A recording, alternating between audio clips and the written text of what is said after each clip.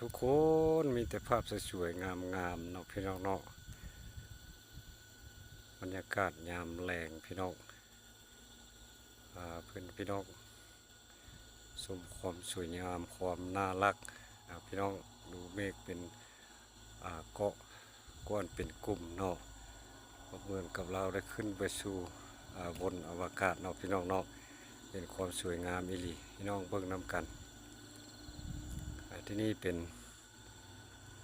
กำทางอีกฝั่งหนึ่งเนาะที่พี่น้องเนาะตอนนี้จะมาข้ามมาวิวกำนี้พี่น้องเอามาดูกำนี้พี่น้องกำนี้ก็สวยงามเนาะพี่น้องเพราะว่าเป็นเส้นทางใต้เขาเนาะสงกำมันจะเป็นที่ห้องเลิกพี่น้องแล้วก็มีธรรมชาติสวยงามนี่พี่น้องป่าไม้เขียวขจีอุดมสมบูรณ์แน่นอนอากาศนี่หายห่วงบริสุทธิ์สดใสพี่น้อง